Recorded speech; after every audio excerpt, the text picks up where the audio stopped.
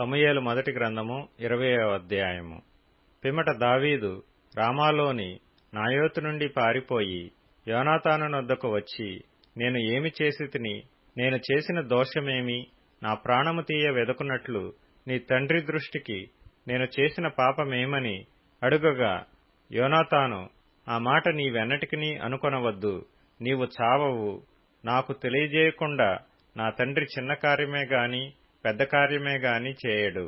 నా తండ్రి ఇదెందుకు నాకు మరుగు చేయుననగా, దావీదు, నేను నీ దృష్టికి అనుకూలుడనను సంగతి నీ తండ్రి రూఢిగా తెలుసుకుని యోనాతానునకు చింత కలుగుకుండుటకై ఇది అతనికి తెలుపననుకొనుచున్నాడు.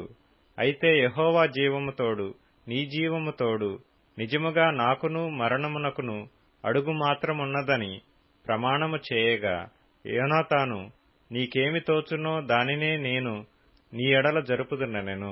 అందుకు దావీదు, రేపటి దినము అమావాస్య, అప్పుడు నేను తప్పక రాజుతో కూడా కూర్చుండి భోజనము చేయవలెను. అయితే ఎల్లుండి సాయంత్రము వరకు చేనులో దాగుటకు నాకు సెలవిమ్ము. ఇంతలో నీ తండ్రి నేను లేకపోవుట కనుగొనగా నీవు ఈ మాట చెప్పవలెను. దావీదు ఇంటి వారికి ఏటేటా బలి అర్పించుట మర్యాద కద్దు.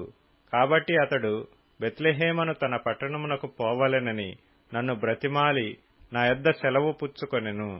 అతడు మంచిదని సెలవిచ్చిన ఎడల నీ దాసుడనైన నాకు క్షేమమే కలుగును. అతడు బహుగా కోపించిన ఎడల అతడు నాకు కీడు చేయ తాత్పర్యము గలవాడై యున్నాడని నీవు తెలుసుకుని నీ దాసుడనైన నాకు ఒక ఉపకారము చేయవలెను. ఏమనగా, యెహోవా పేరట నీతో నిబంధన చేయుటకై నీవు నీ దాసుడనైన నన్ను రప్పించితివి. నాయందు దోషమేమైనా ఉండిన ఎడల నీ తండ్రి యొద్దకు నన్నెందుకు తోడుకొని పోదువు? నీవే నన్ను చంపుమని యోనాతానునొద్ద మనవి చేయగా, యోనాతాను, ఆ మాట ఎన్నటికినీ అనరాదు. నా తండ్రి నీకు కీడు చేయనుద్దేశము కలిగియున్నాడని నాకు నిశ్చయమైతే నీతో తెలియజెప్పుదును గదా అని అనగా, దావీదు, నీ తండ్రి నన్ను గూర్చి నీతో కఠినముగా మాట్లాడిన ఎడల దాని నాకు తెలియజేయు వారెవరని యోనాతానును అడిగెను. అందుకు యోనాతాను, పొలములోనికి వెళ్ళుదము రమ్మనగా ఇద్దరునూ పొలములోనికి పోయిరి. అప్పుడు యోనాతాను, ఇశ్రాయేలీలకు దేవుడైన యెహోవా సాక్షి, రేపైనను ఎల్లుండి అయినను ఈ వేళప్పుడు నా తండ్రిని శోధింతును. అప్పుడు దావీదునకు క్షేమమవునని నేను తెలుసుకొనిన ఎడల నేను ఆ వర్తమానము నీకు పంపకపోవదునా?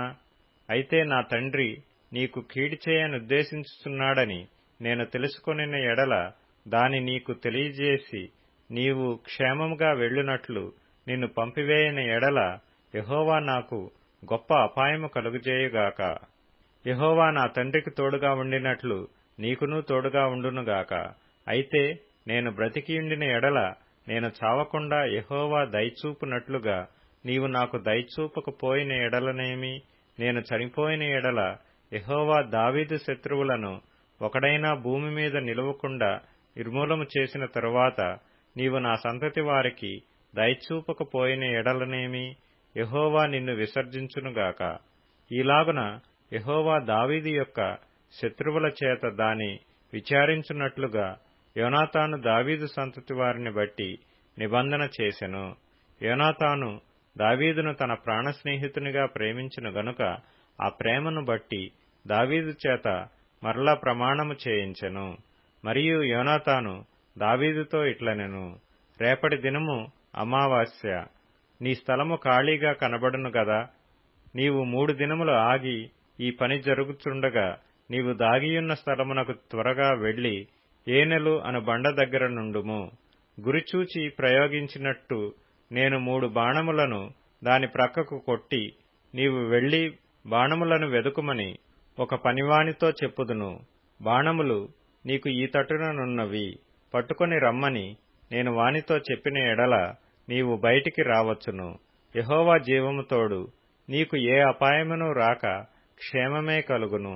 అయితే బాణములు నీకు అవతలనున్నవని నేను వానితో చెప్పిన ఎడల పారిపొమ్మని యెహోవా సెలవిచ్చుచున్నాడని తెలుసుకొని నీవు ప్రయాణమైపోవలెను. అయితే మనమిద్దరము మాట్లాడిన సంగతిని జ్ఞాపకము చేసుకొనుము. నీకును నాకును సర్వకాలము యెహోవాయే సాక్షి. కాబట్టి దావీదు పొలములో దాగుకొనెను.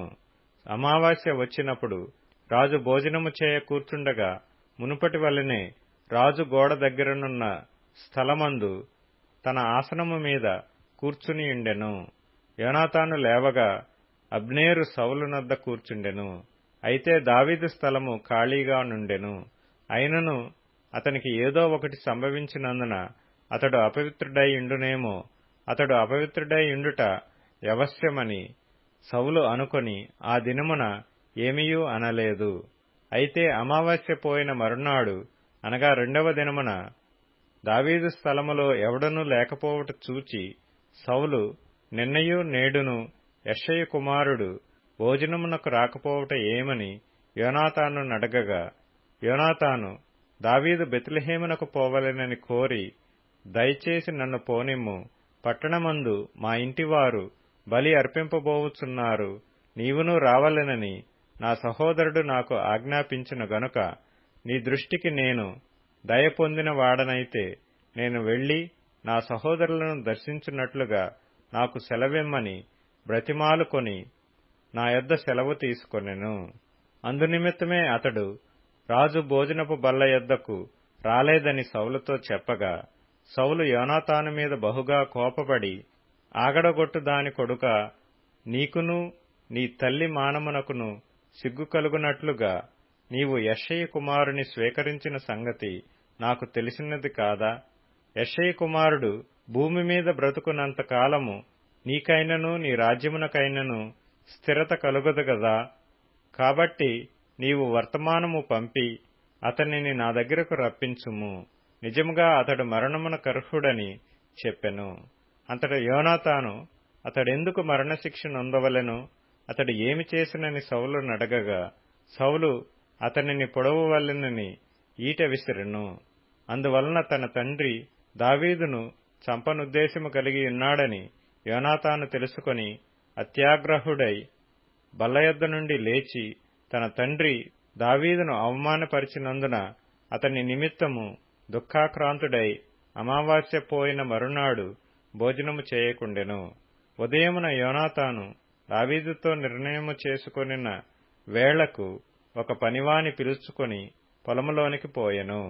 నీవు పరిగెత్తుకొని పోయి నేను వేయి బాణములను వెదుకుమని ఆ పనివానితో అతడు చెప్పగా, వాడు పరిగెత్తుచున్నప్పుడు అతడు ఒక బాణము వాని అవతలకు వేసెను. అయితే వాడు యోనాతాను వేసిన బాణము ఉన్న చోటునకు వచ్చినప్పుడు యోనాతాను వాని వెనుక నుండి కేకవేసి, బాణము నీ అవతలనున్నదని చెప్పి వాని వెనుక నుండి కేకవేసి, నీవు ఆలస్యము చేయక దబ్బున రమ్మనెను.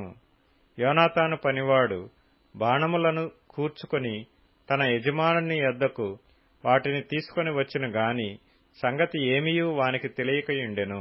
యోనాతానునకును దావీదునకును మాత్రము ఆ సంగతి తెలిసియుండెను. యోనాతాను తన ఆయుధములను వాని చేతికిచ్చి, వీటిని పట్టణమునకు తీసుకొని పొమ్మని చెప్పి వాని పంపివేశెను. వాడు వెళ్లిపోయిన వెంటనే దావీదు దక్షిణపు దిక్కు నుండి బయటకు వచ్చి 3 మార్లు సాష్టాంగ నమస్కారము చేసిన తరువాత వారు ఒకరినొకరు ముద్దు పెట్టుకొనుచూ ఏడ్చుచుండిరి. ఈలాగుండగా దావీదు మరింత బిగ్గరగా ఏడ్చెను. అంతట యోనాతాను, యెహోవా నీకును నాకును మధ్యను, నీ సంతతికిని నా సంతతికిని మధ్యను ఎన్నటెన్నటికీ సాక్షిగా నుండునుగాక. మనమిద్దరము యెహోవా నామమును బట్టి ప్రమాణము చేసుకుని ఉన్నాము గనుక మనసులో నెమ్మది కలిగి పొమ్మని దావీదుతో చెప్పగా, దావీదు లేచి వెళ్లిపోయెను. యోనాతానును పట్టణమునకు తిరిగి వచ్చెను.